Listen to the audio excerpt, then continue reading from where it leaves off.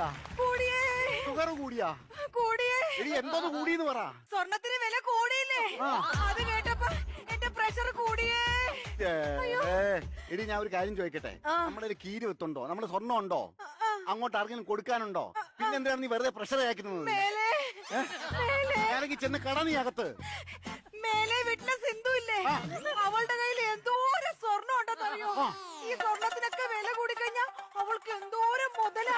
സമ്മതിച്ചല്ലോ, 2 ആഴ്ചക്ക് മുമ്പേ ഇവള് ഏറ്റ മുതലാണെന്ന് പറഞ്ഞപ്പം നീ എന്റെ അടുത്ത് എന്തൊക്കെ പറഞ്ഞു?